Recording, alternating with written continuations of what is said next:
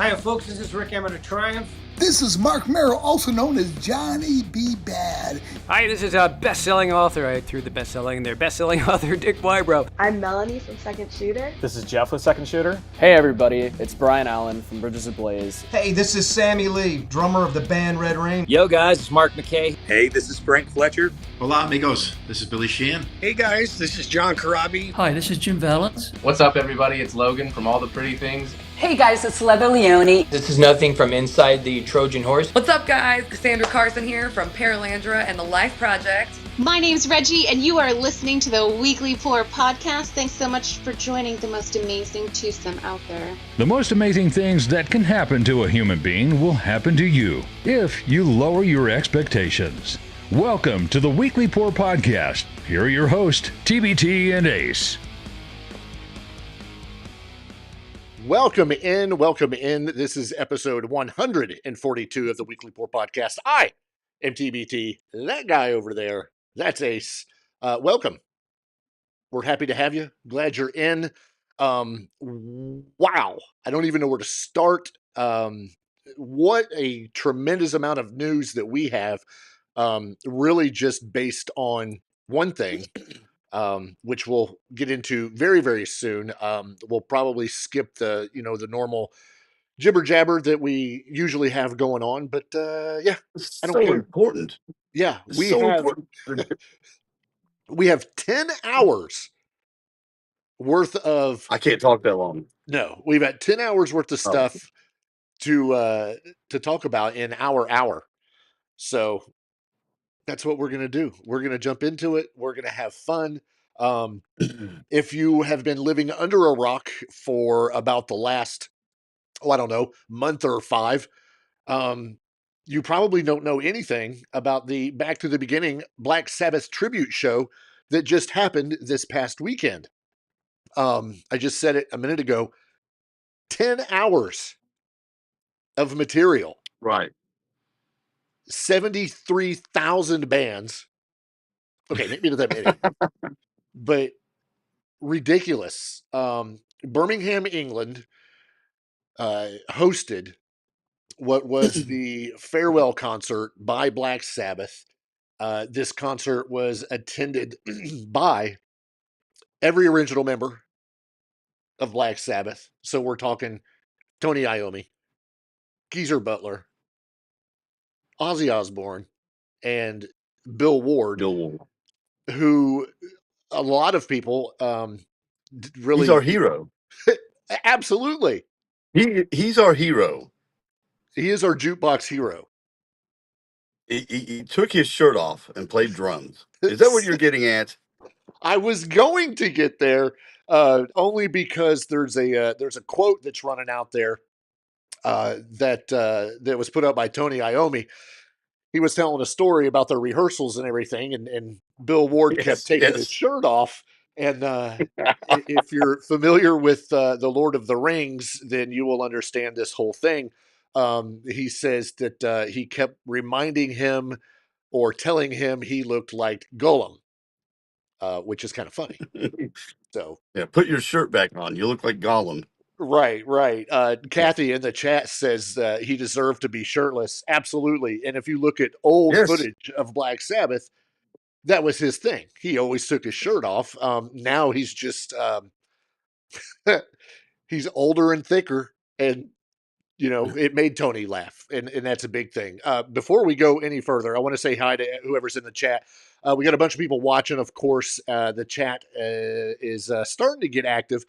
Just mentioned Kathy. Of course, Kathy is there. Mama TBT's in. And, of course, extraordinary promoter, producer, executive director, Natalie. I think that's what she paid me to say for this week. So she's in there. So welcome. If you guys are watching and you haven't jumped in on the chat, whether it be on the YouTube or Facebook, just jump in, say hi. You don't have to talk and say much more stuff, but just jump in and say hi. Oh, and look, Mrs. TBT shows up. Excellent. So Natalie points out that her title just keeps getting better and better. But what she hasn't said is that her pay doesn't increase.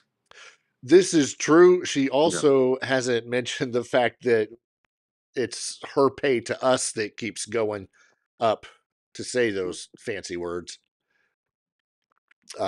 Yes. Yeah. I'll And get you yes. I'll get your $1.50 to you in a minute. Yeah. And Kathy, yes, there is a fantastic beach ball behind me. So I made sure to do that today. How long did it take me before the show to get that 40 right up there? minutes. 40 minutes. It was awful. It was a travesty. Yeah. Oh, I see what you But did it's there. there. Yeah. Back to the performance of Black Sabbath. This was a concert attended or put on in I think we would call it a soccer stadium. Yes. It held 45,000 people. I've seen numbers anywhere from 40,000 to 45,000 in attendance. If you were watching it, or if you've seen some of the footage, there's people everywhere. I mean, just It's hard to seas. tell. It's hard to tell, right? Because so many people are on the floor or the pitch of what would be the pitch. So when you take account of attendance, um, wouldn't that be hard to figure out? Because the stands, do the stands hold 45? And then the pitch holds another 10,000, 20,000? Well, not just that. My concern is for the person that they hired to count people. I mean, could you imagine getting to 23,722 and then somebody like And one guy steps on your moved, toe and you forget where you right? were? Yeah. Oh, Everybody yeah. It'd get be back awful. out. We got to start over. Start clicking. You got the count, You got the the clicker, clicker. the old clicker that goes to like a Right. 9,999 and then starts over. So he's got his other finger like this. Okay, that's 10,000. Yeah. And yeah, keep screwing it up. But 45,000 people. Um, a lot of people were like, well, why didn't they go to some place that was bigger? Well, it's because it was done in Birmingham, England, who are the self-proclaimed birthplace of heavy metal. Because, I mean, that's where Black Sabbath originated, was from Birmingham. So why not have it in Birmingham? Sure. So that's why. See, I mean, they could have done it at Wembley Stadium, Sure. easily done it at Wembley, but this venue was appropriate. It worked out.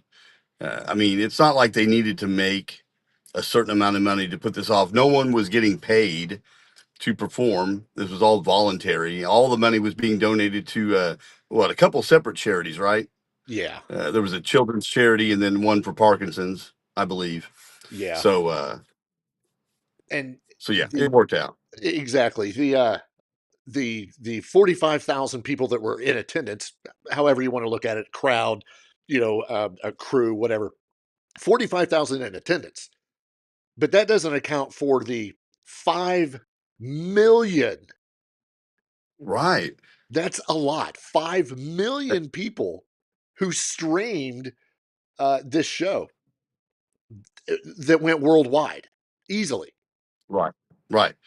And that also doesn't take into account the millions that watched on YouTube later on, because I mean, as soon as you looked, there was a clip.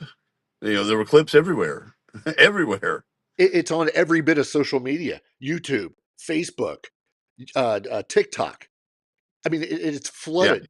And here's the thing: TikTok being, that's the newer generations that are using that. The younger crowd, if you will. They're getting blessed with a ridiculous amount of Gen Z stuff and Gen X stuff with Ozzy and Sabbath. Yes. Yes. Their big thing right now is, oh my gosh, Youngblood was there. Why was he there? Which I'm sure we'll jump into a little bit later. But yeah, we'll get there. Here it is, Youngblood, one of today's acts, if that's what you want to call it. He's at this show. Oh, who's he? What's he doing? Like our generation, there was a lot of people from our generation, the Gen Xers, that are like, who's this guy? There Who's were he people trying that to be? there was people messaging me who had not heard of him and liked him and now are fans. So he's already picked up fans from an older generation. Right. And he's not strictly, I guess we'll get into it, but not strictly a pop act. He's a bit of a pop rock act. Just he's just bigger in England. He's had #1 albums in England. Right. Much like the band we featured last week, Garish and the Chronicles, trying to break in America. And you know what? He's playing in England at this thing.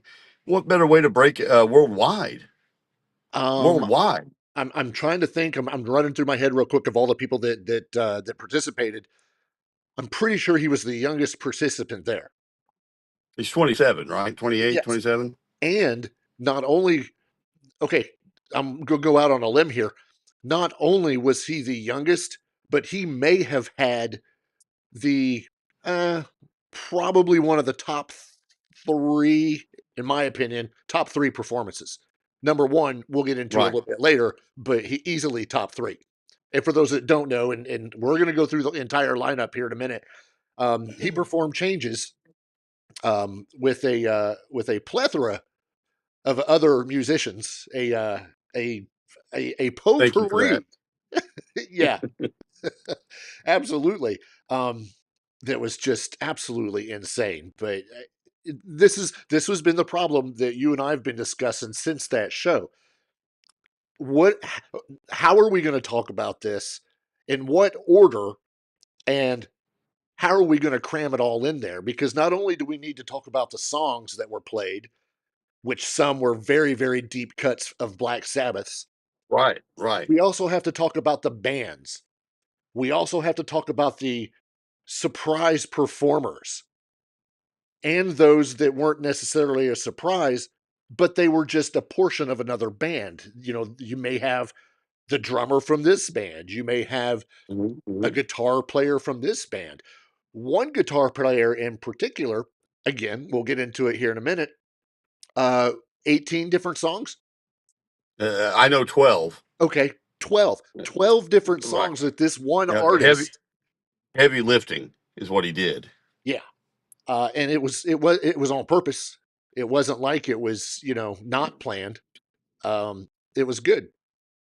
The show kicked off, I think I read at I've either got too many ones or not enough. It was either 11 a.m. or 1 p.m. Maybe I'm 1 thinking p.m. probably. You think so?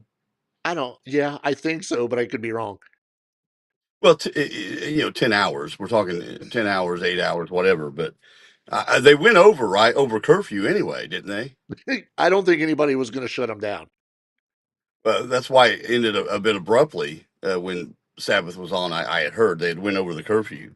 Well, and that's part of an issue that people are talking about. They're like, "Oh, I can't believe that it went off like it did.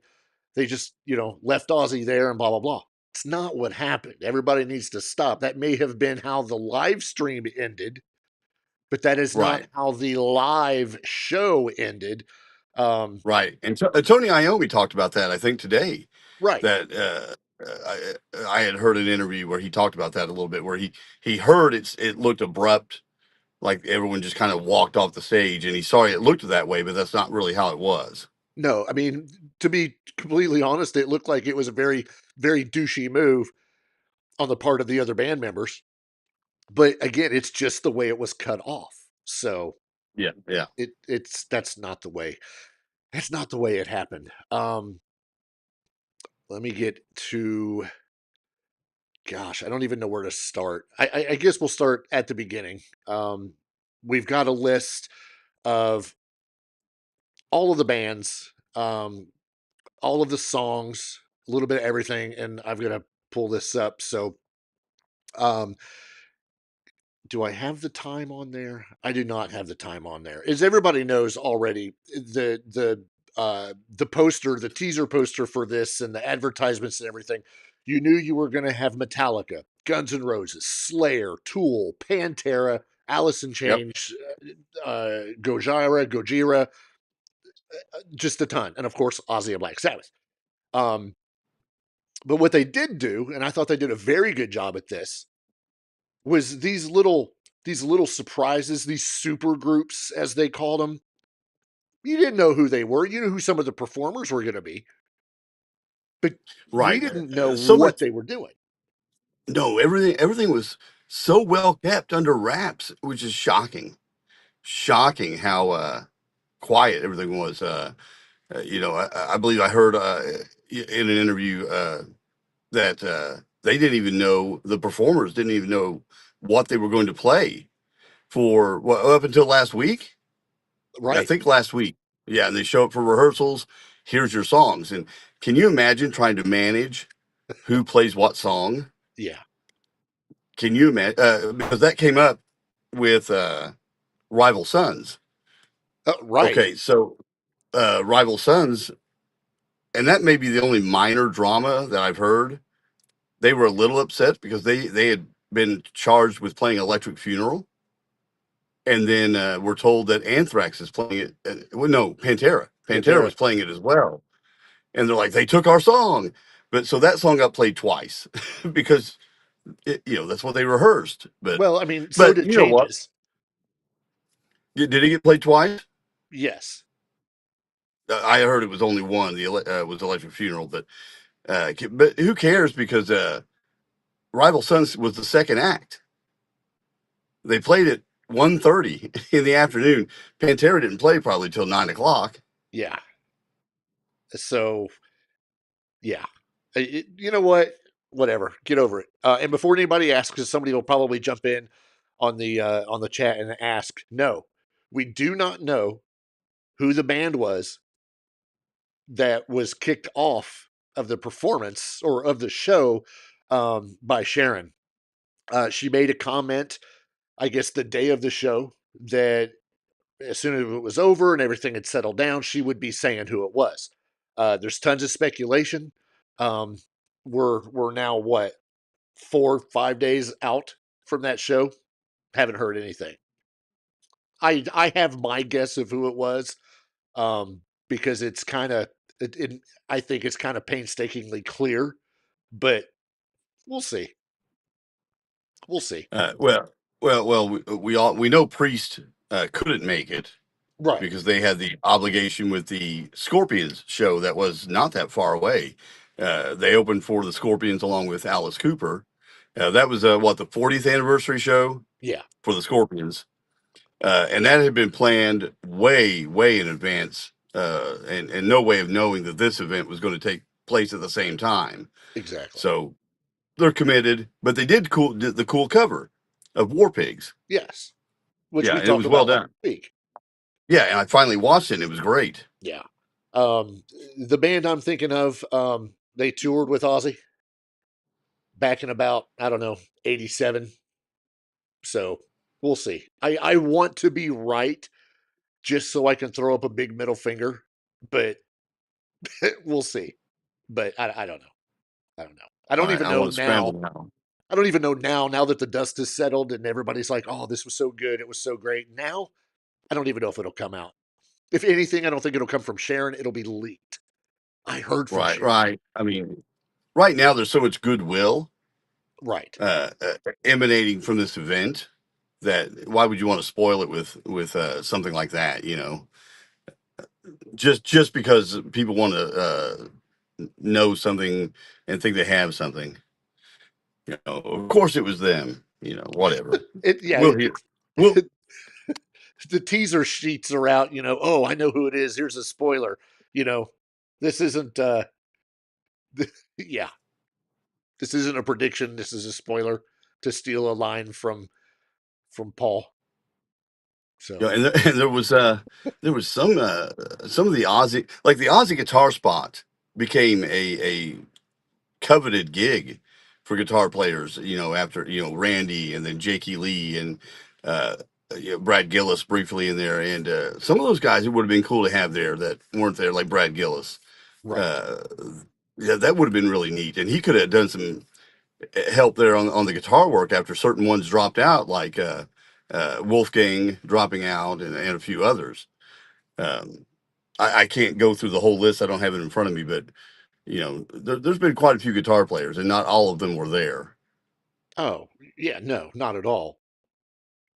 So I'm going to get to this here in just a second. I'm going to get to basically the starting lineup for this show, because it's gonna take a little bit to get through. What did I sent you something yesterday, and I don't know if you ever got a chance to look at it, but I think there was a total of 76 songs, I think, that ended up getting played. Oh, I've got it right here. 68 songs. Wow. 68. Imagine going to your concert. You know, we've got one this Friday that we'll talk about towards the end. Imagine going to a concert, seeing your favorite band with with 15 freaking Right. opening bands, and by the time the night's over, 68 songs. Right. Well, music festivals are like this. This was kind of like a mini music festival in a sense, Sure. you know. And the fact that a guy like Tom Morello was able to pull all this together. Oh, yeah. I mean, this thing was almost flawless, right? Almost flawless. Yeah, and if Well, you you were don't know talking who, about what? Go ahead. I was going to say, if people don't know who Tom Morello is, he's obviously he's a guitar player and was once with Rage Against the Machine. He was the musical director, I think is what his official title was for this show. So I'm not sure what all his responsibilities were, but whatever. His intention, this was in an interview that he put out. His intention was to make it the greatest heavy metal show ever, and compared it to the Freddie Mercury tribute concert, and was grateful that all members of Black Sabbath were alive to enjoy the production, which Yeah.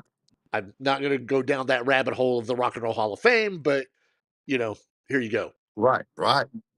Yeah, So and so glad they were able to do that. It was a great idea. And back to Bill Ward, this wouldn't have happened if Bill Ward hadn't agreed to do it, because oh the whole point was having all those four original members yeah, playing. That was the whole point, and to give Ozzy a send off as well. But having Sabbath there was paramount to this production. yeah, that was one of the things they said when this was all getting planned. They were not going to do it unless Bill Ward agreed to do it. Which that in Right. itself, I mean, that's skating a Right. fine line. Right, because there's already been issues in the past when they toured for the 13 record, Right. because he wasn't with them on that tour because the contract, in his words, was unsignable.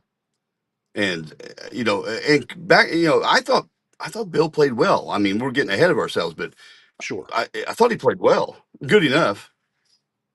Oh, without a doubt. And yeah, we're getting ahead of ourselves, but yeah, and we'll get to that in a minute. Let's jump into it. We are going to start talking about the lineup. The show kicked off. I'm going to assume it kicked off. I don't know if it was what was live or whatever, but the first mainstream band to jump on was Mastodon. Mastodon did 3 songs: Black Tongue, Blood and Thunder, and Supernaut. Um, Again, remember that most of these were all 15-minute increments with a revolving stage. So that way, when they were done, they had 7 minutes to switch it out. So one's off, the other one's gotten ready, blah, blah, blah. Wow. Uh, Wow. you've already mentioned Rival Sons. They were second billing. So they did Do Your Worst. They did do Electric Funeral and Secret. So another 3 good songs there. Up next, with a lot of anticipation and for whatever reason, 2 songs, was Right. That's Anthrax. odd, isn't it? Yeah, but Indians is what? Indians is a fairly long song, isn't it? So maybe it counts for being. I mean, it's a 5, almost 6 minute song, so maybe that kind of counts as being you know a third song. I don't know, but they played Indians and Into the Void. Um, I'm going to run through a few more of these before, at least a couple before we get to the super groups, because that's where my mind is blown. After Anthrax, Hailstorm jumped in. They played 3 songs: Love Bites, So Do I, Rain Your Blood on Me, and the epic Perry Mason. Did you watch it? I did. Uh, that was great. They did Yeah, a great job on Perry Mason. absolutely. I was very surprised. And Rain Your Blood on Me, that's coming up from their new record, I believe. Correct. Yeah. Up next after Hailstorm was Lamb of God. They played Laid to Rest, Redneck, and Children of the Grave. What a good song. Um, Children of the Grave's good anyway. I mean, that's just it is. That's a great song. Then we moved into Supergroup A. I think I'm going to make sure that I get this right. And this is where the revolving, moving parts just have to sync just right, because we have guest singers coming and going. There might be different members coming and going. I mean, this is pretty intricate, and they pull it off. Yeah. So this is just such a pain in the butt to get right. Um, so in some places it's called like Supergroup A, Supergroup B, and all that, and then there's other ones that are like Supergroup 1, 2, 3, 4, 5, 6, 7, all that. So the first one, and I'm pulling up two different things here because I do not want to miss a single person. You imagine how many hashtags I had to put for the description of this week's freaking episode. The first one, and they played The Ultimate Sin. That was which is obviously an Ozzy Osbourne cover. Lizzie Hale, Mike Borden, Dave Ellefson, everybody knows from Megadeth, Adam Right. Wakeman, Nuno Betancourt, which we'll talk about him again in a minute. And I saved the best for last because they couldn't find this guy and were yelling for him on stage. Hey, where are you? Right. Hey. Yeah, they were yelling from the stage. You're right. I remember hearing about that. And the crowd started chanting his name because he wasn't out there, but it only took a few seconds, 20 minutes. It only took just a few seconds, and Jake E. Lee came out. There was a lot Right. of Yeah, go ahead. let me correct myself from last week, because I said that I heard he wasn't going to play at all. He was going to be there, but couldn't play. Turns out he can play, just not Shot in the Dark. Not Shot in the Dark. Bark of the Moon, Right. which has the intricate solo at the end, and it's iconic. This is why we have a guy like Nuno Betancourt here. Yeah, exactly. So that's my fault. I screwed up. You never know, though. I mean, because it could have changed the day after. So after they get done, then the next group comes on. Think Revolving Stage. And this, here we go, is Shot in the Dark, where David Draymond. Man, and he killed it. Yeah. He killed it. Yeah. He sounded so good. Of course, Jake E. Lee still there because, somebody's got to play the rhythm. Mike Borden, Adam Wakeman, and again, Dave Ellefson, again from Megadeth. So there's your second one, Shot in the Dark. And you can see this whole thing that's going. Oh, they're throwing in all these random songs, all these Ozzy songs, these Sabbath things, because they're trying to get as much out there as they can. Well, now we start going into doing a little bit of, deeper tracks. Because the next group was what? That was they did Sweet Leaf. And again, that was David Draymond. Nuno Betancourt. Oh, hello, he's back. Dave Ellefson, again, for his third one. Mike Borden, and who did I miss? Did I say Scott Ian? Okay, Scott Ian from Anthrax. And I hope you're paying attention. If you guys are watching this or listening to it, whatever, I hope you're paying attention to the names. The names of all of these different artists that are playing together. This is the 2025 version, metal version of We Are the World. Because here's the thing.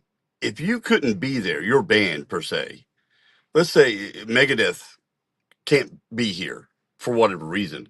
And I know Ellison's not in the band anymore, but he is representing that era of Megadeth as well as metal, in and of itself, by being on that stage. Right. Not just him, but later we get KK Downing, because Priest, as I said, couldn't be there, but we get KK Downing.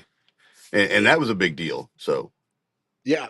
So after Sweet Leaf, then another Ozzy cover, Believer, is played. This one blew me out of the water. yeah, I'm going to save the singer for last, or maybe even next to last. So the last one for Supergroup 3 doing Sweet Leaf, we had Scott Ian. Well, for Supergroup 4 doing Believer, we also had Scott Ian. Uh-oh. But look, there's Frank Bello. There's Adam Wakeman. And there's some guy named Nuno Betancourt. It's almost like I'm constantly repeating his name. A did you surprise see who for was there? Go ahead. Yeah, say it. a surprise for a lot of people who were not expecting this. Behind the kit was two from Sleep Token in full garb. Oh wow, he's So got it's to though. He's yeah, got to. he's got to keep that It's mystique. it's the gimmick. The thing that got me for this was the vocalist for this cover. Never in, and I don't know if I just missed it or what, but Whitfield Crane came out and he was the one that did this. If you don't know who Whitfield Crane is, just remember Ugly Kid Joe, the lead Right. singer. That is Whitfield Crane.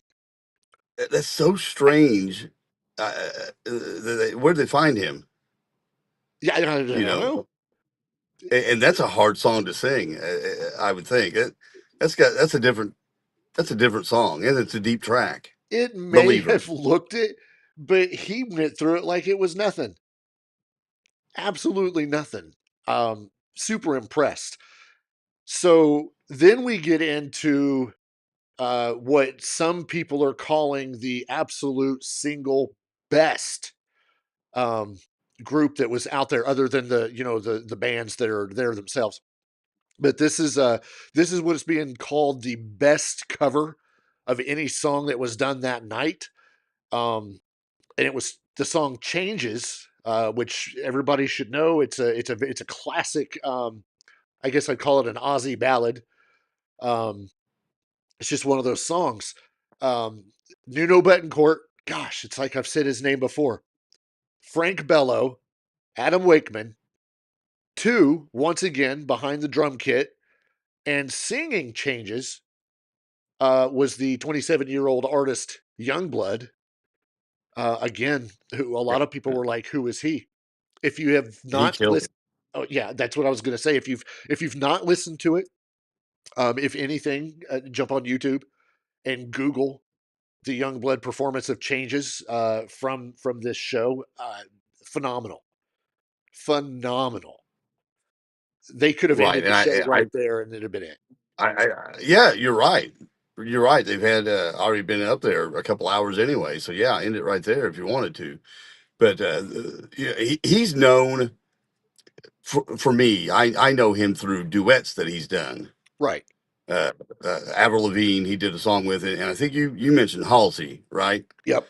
The other day, and now those helped him, but I think this helped him more than anything. Oh, I guarantee Uh, it. I guarantee it because, like I said, I had people contacting me about this guy who I was aware of, but they weren't. And if he doesn't break in America after this, I don't know what it'll take. Well, and people don't quite understand his connection with Ozzy. He is very close with Ozzy. He's very close with Osborne family. They've done different things together, but they're close. They close enough to be considered friends. So it was very big. I know he's first album, maybe it was an EP, came out in 2022. So we're only talking 3 years ago. Right. But give this dude some time. That's going to be dare I say, this generation's version, possibly, of Ozzy. Mm. Yeah, in a weird but different way. Yeah, he's good. He's not our everyday metal type music, but he's there. He's good. I enjoy it. After You that, have to. You have to mention this. You didn't want to. You said you weren't going to, but you have to talk about this. What, the next one? Yes. I really don't want to, but I will. The next one was Supergroup 6. He did Mr. Crowley. I'm so excited. Jack Black. Okay. What I have here lists the musicians: Revel.Ian, Yes. Roman Morello. These are younger kids. These are all young. And then it says other young musicians on screen. Yes. So, um, but here's the thing, and you watched the performance Jack Black put on. Yes. It's a bit over the top, but he comes out and he sells it. He's in an Ozzy inspired uniform outfit. I mean, he's out there singing this classic song. He does it really well. Like, he sounds really good. The problem is, it's like watching Chris Farley do a bit. Yeah. I couldn't take it seriously. I knew it was good. I knew that, and he's not goofing, but he's just. We're just so used to him being comedic that it looked like he was goofing, even though he Like he wasn't was doing it. trying. Yeah, exactly. Now, I will Right, give him right. credit for bringing in Yoko Soma, who is a 15-year-old Japanese drummer. She's a phenom. Wow. She's not listed on this list that I have in front of me, but I found out. No, she has various young musicians on screen. Yeah. So, Her but name is what, she's a Yokozuna? beast. No, not Yokozuna. Yoyoka Soma. Yoyoka Oh, okay. Soma. I'm not even going to Okay. try to hashtag that. Supergroup 7, which I believe was part of the drum off. That was Nuno Betancourt not playing drums. Rudy Sarzo, Travis Barker, Chad Smith, and Danny Carey. System of the Universe drum off is what that was. And that was fun. It was very entertaining. If you mentioned, Yeah, I didn't see that. That was probably a nice break while yeah, they, had their other things going on, trying to get things moving. But you mentioned Rudy Sarzo. That's big. that's huge. Yeah, right, because Rudy got his start, with Ozzy, in essence. So yeah, that was a big deal to have him there.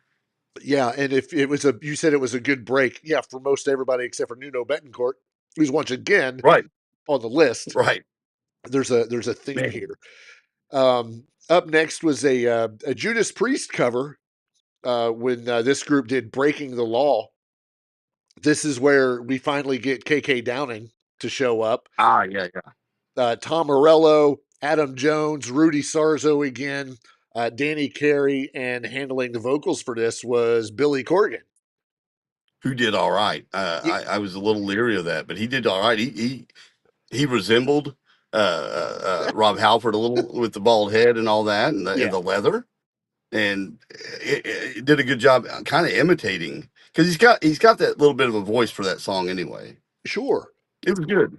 Yeah, they continued basically with just a couple other people, and they went into Snowblind.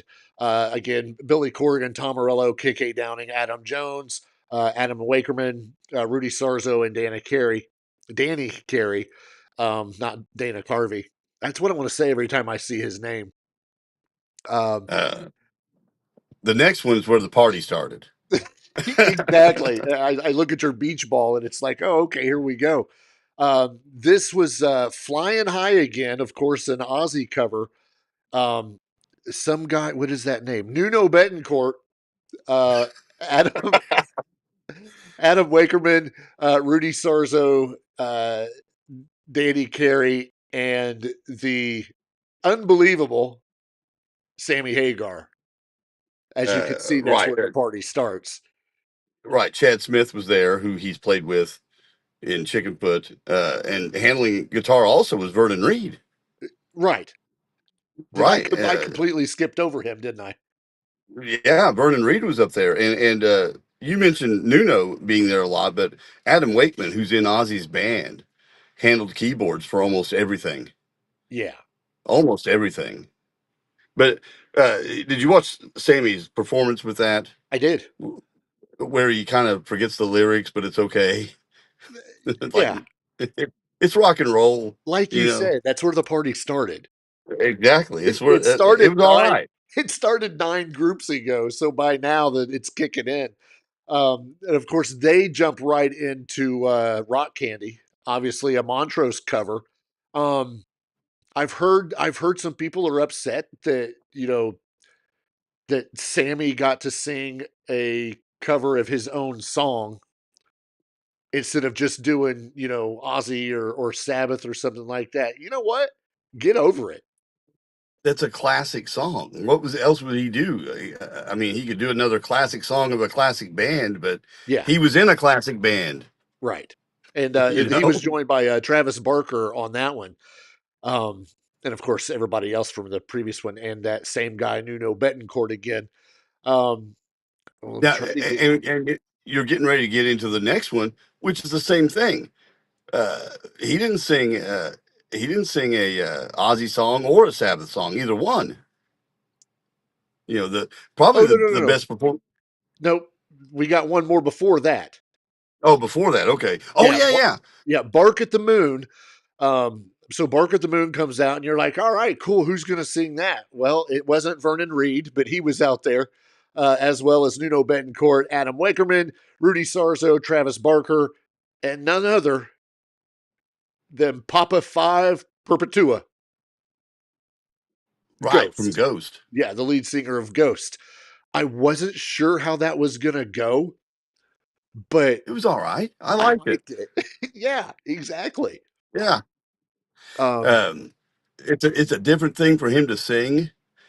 Um, you know, but he pulled it off. He did well, and I think by this point, Nuno figured out what he had gotten himself into. You yeah, know, because he is playing now that iconic Jakey Lee solo at the end of Bark of the Moon, and if you watched him, I thought his hand was going to crumble and cramp into this shape like right, this. right. You know, from playing so many hammer-ons. It If was Viper's in intense. there, he would know. Now we've got the last two of the super groups. This was one of, if not the biggest surprise of the night. Um, Nobody was expecting this. Before we announce who this was, I'm just going to tell you the rest of the people that were involved in this group, because there's a name that I'm going to say in there, and you're going to go, wait a minute, who? Because you're going to know who it is. But we've got Travis Barker, Rudy Sarzo, Andrew Watt, Tom Morello, Nuno Betancourt. Nuno's in the next two, so that's fine. Um, Totally unexpected. I didn't see this coming. Um, Ron Wood Right out of the from the blue. Rolling Stones. Right. It's like I'm watching and I'm like, that's freaking Ron Wood. It was crazy. It would have been really, really cool to see him on something that was, you know, Ozzy inspired, like Bark of the Moon, Right. because that would have been so different for him. Yes. So different. Yeah. So the song that this group played was the Aerosmith classic "Train Kept a Rollin'," and believe it or not, it was sung by none other than Steven freaking Tyler. Right. Right. This was That was something.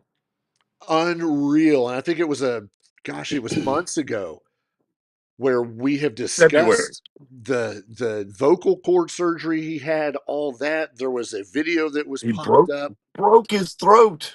Yeah, You know, and they ended Aerosmith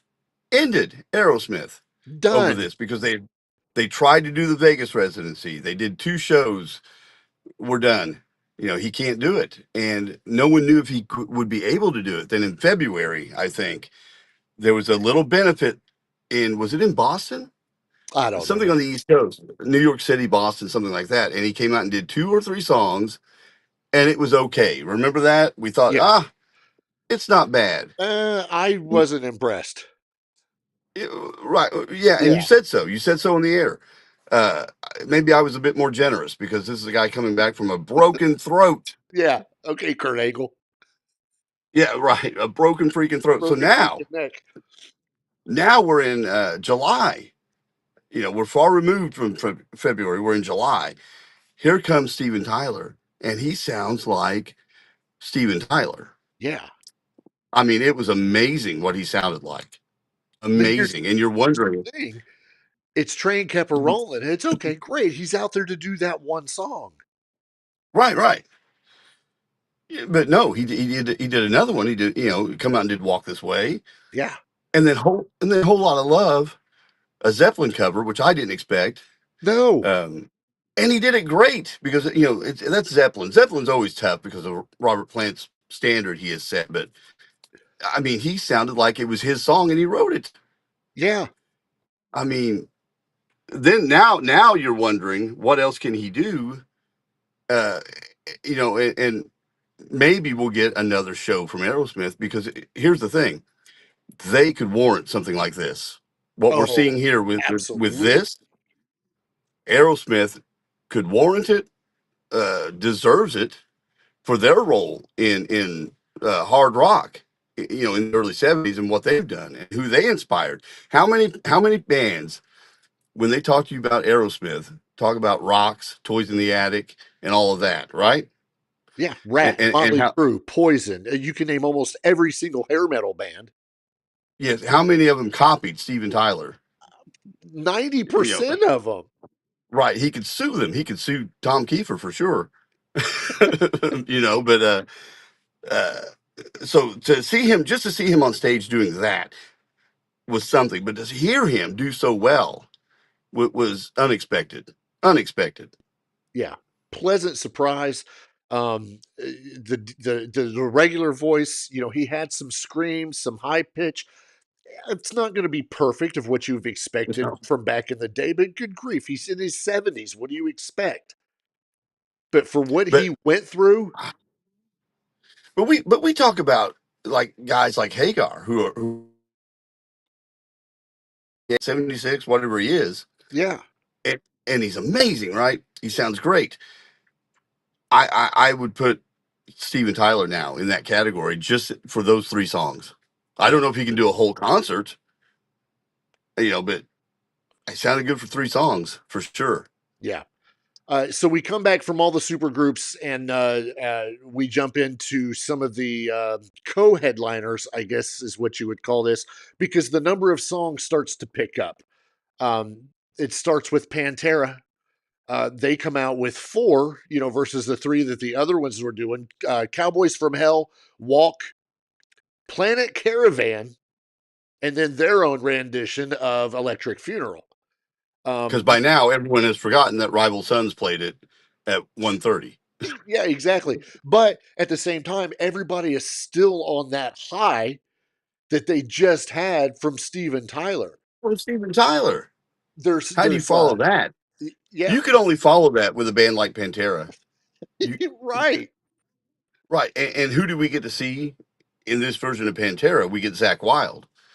So there's one of your Ozzy guitars that gets to do some heavy lifting there. Yeah. Um the Pantera was followed by what many people have said would is actually one of the top performances of the evening, and that was Right. Tool.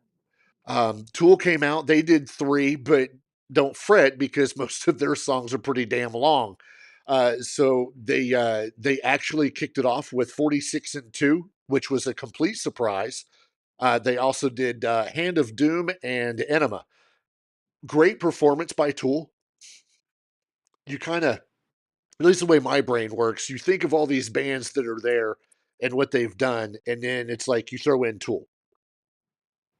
And the songs they played, albeit great songs, it's like, okay, what was how did that just mellow the crowd out a little bit? Like, oh, okay, all right, we've got Tool, but I don't know. 46 and 2 is one of my all-time favorite songs. Obviously, it's my favorite from Tool of their mainstream stuff. They've got some fantastic kind of deeper cuts, but Yeah. they played Sometimes phenomenal. you need a letdown match, because the crowd is so high, and you need something to kind of bring it down because you're going to bring them back up again in just a few minutes. Right. It's like you've been yeeting so much that you just need a Charlotte Flair to come out and put you to sleep. So yeah, I completely get it. Oh, whatever. Following Tool, this is when the songs pick up. 6 songs from a very heavy Slayer. They came out, holy moly, they tore the proverbial roof off of the place. What version of Slayer is this? This is Who the is this? version of Slayer. Okay, this is Slayer. This is Slayer. This isn't Queensryche. Okay. Yeah. Now just checking because they broke up and there's all this animosity and I didn't want to quit and they wanted to quit and all that, whatever, Yeah.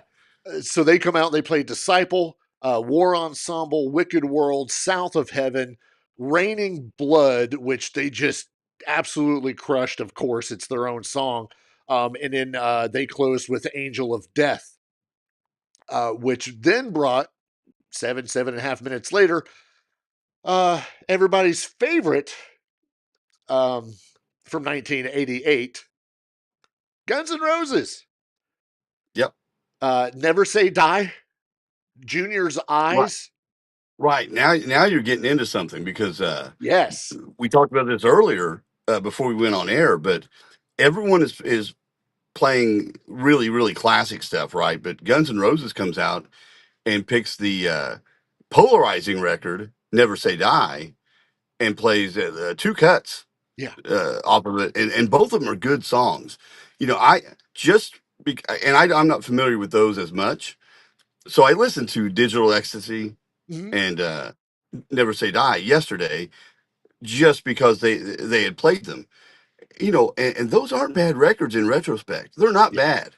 They're a departure, but it's not terrible, and it's cool to see it represented here.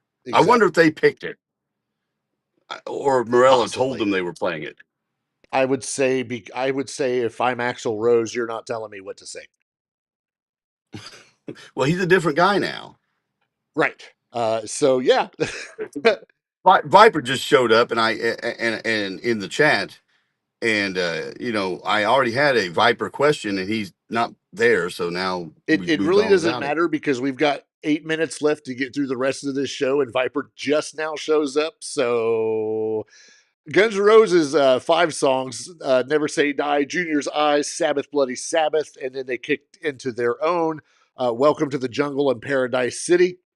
Then we get Metallica. This is the last Right, band before right. we start getting into Ozzy and Sabbath.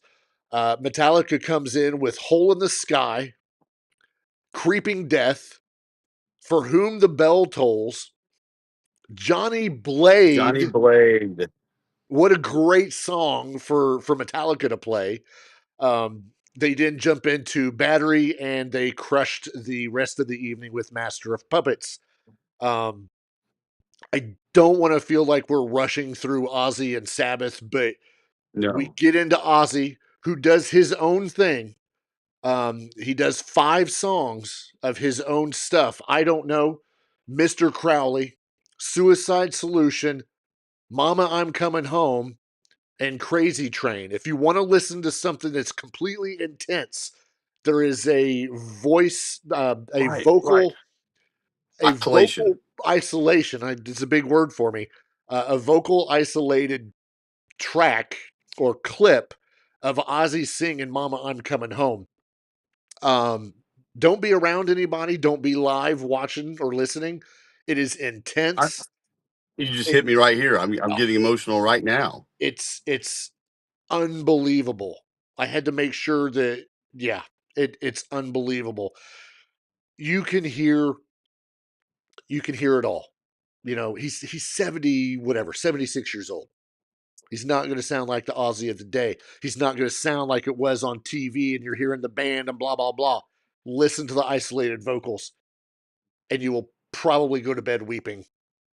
You will hear not a pitch perfect performance, you'll No. hear the emotion within the song and how that affects Ozzy, knowing that this is going to be the last thing he does with his band It's and horrible. solo. It's horrible, but in the best way. It's not horrible Right. by the term No. horrible. It's just like, oh, No. right there. It's the best. It's the best thing you can do when you're serving the music is to pour your heart into it. Right. You're pouring your heart into it, Yeah. and he realizes, he's seeing the end of the road, and you hear it and you feel it, and that's what you want in music. I'd Yeah. rather have that than a pitch perfect performance. Oh, 100%. Ozzy, after finishing with Mama, I'm Coming Home, he closes his part out with Crazy Train, and then the ultimate Black Sabbath reunion with all 4 original members. They come out, they do 4 songs, songs 65 through 68. They do War Pigs, NIB, Iron Man, and Paranoid. Tony Iommi is a perfectionist. He sounds like a perfectionist. He sounded great. It was unbelievable. Um, Geezer Bill, sounded great, and those two guys looked great, like physically looked right? great. By comparison to where Ozzy is in the chair, looking a bit frail at this point, Yeah, probably a bit emotional. And then you got Gollum in the back pounding the skins, shirtless. It's quite the visual. yeah. Even though there were a bunch of past stuff with Bill Ward, he put out a post on X where he basically said to be with Iron Man and the War Pigs, to slam and reach for my undone musical parts, and for however briefly to be in the reality of memories. He thanked Tony, Geezer, and Oz and the crews, everyone that put it together, and of most importance, the metalheads and bodies who have embraced so much and given their love fanatically. To all, thank you. You are truly immortal. These, for me, those are big words coming from Bill Ward. Just because of the Right, past stuff that was going on, and the right. animosity, and just But he the gets infight. it now. Yeah, Now he gets it. Iommi talked about this. They spent basically 2 full weeks together, the 4 of them, yeah, rehearsing and sorting out the set list, the 4, 5, 6. Well, we heard it was going to be up to 8 or 9 songs. What was it? That many or 7 or something? yeah. They 6 or pared it 7. down, but they spent a lot of time together, and a lot of that time was, just reminiscing, hanging out, talking about the old days. And when you hit a certain age, Sammy Hagar's talked about this. You just want to just not worry about all that stuff. Yeah, You know, there's no reason to keep the bad blood going when you're here for this last event. There's no reason to hold on to anything like that. So exactly. Bill Ward gets it. Yeah. And for those, so that was the end of it. The end of the show. Of course, your live feed cuts it off when the other members of Black Sabbath leave the stage, and they cut Flooding it. on the head. And Everybody's like, "What the heck, man? That was messed up." Blah blah blah. What people didn't see was the fact that, and there was some fan footage, so this is verified. Following the set, which ended, the career defining life of Black Sabbath, um, Ozzy stayed in his throne, albeit because he was strapped in so that he didn't fall. I get it. Iommi, Butler, and Ward exited the stage, and then that's where it cuts. Everybody's like, "Oh, screw them," blah blah blah. But which they don't show you, was that Iommi and Butler are walking back up to Ozzy, shaking his hand before they exit, and then Butler returned and presented Ozzy with a cake decorated with his likeness, which is kind of cool. There were no bats, at least that we know of, that's inside. what I thought there would be, like bats on the cake. Yeah, and this is all while Ozzy's sitting in his throne, just basking in the in the applause and all that. The emotions hit Ozzy, especially during "Mama, I'm Coming Home." Again, we may post a link for you to go listen to that. Uh, that vocal, because it's painful, and if we have to go through that, then so do you. But for me, this was, I remember vividly the Moscow Music Peace Festival. Right. that was our genre. Those were our bands. 100,000 people, however it was, 500,000. I don't remember. This was for me the ultimate metal concert ever. This will be tough to beat. Was it perfect? Right. No. Did it have Boy. were there some bands I wish were there? Sure. But it doesn't matter. Right. You and I don't know who was and wasn't invited, who couldn't make it, who Sharon kicked off. We don't know those things. Yeah. But the point is, the people that were there for the goodwill of saluting a band that nobody would be playing if there wasn't Black Sabbath. Who Not was one person on that still stage alive. who was still alive. This wasn't a funeral. This was a celebration. Right. And everyone that I've heard has talked about nothing but everyone that played was just there as fans. Yeah. They themselves were there as fans and paying homage to Black Sabbath. Yeah. Simple as that. Yeah, exactly. A couple random facts that I'll throw out before we go because we're going way over our time, and we don't want to keep you guys all night because you got to get your beauty sleep. This concert raised Or use a filter. $200 million. And I know we said that earlier. I think we did. $200 million. That's insane. These acts were not paid. They volunteered to come in. 68 songs. However many bands I said, I think 70,000, whatever. And the talent level to just throw people together and say, all right, play blank. Yeah. All right. And Nuno Betancourt is saying, okay, I'll play everything. Yeah. And doing the bulk of the work all night long and doing it so well. Kudos to Nuno. Exactly. He's been getting a lot of praise and overdue credit ever since was it Six? Is that the name of the Extreme album? Well overdue because he got credit back in the day for being so good, but it kind of got lost, and now we're back. Yep, exactly. Superb performance, superb concert. If you've not watched any of it, whether you're a metal fan or not, if you're a metal fan, you should be disgusted in yourself for not watching any of it. If you're not and it's not your genre, just go watch it. Just go watch bits and pieces. Pick a band, or email us and we'll send you some links because there are certain ones that we like to watch that we've said, oh crap, this is pretty good. There's one out there that covers the majority of the performances that Ace found. So definitely check it out.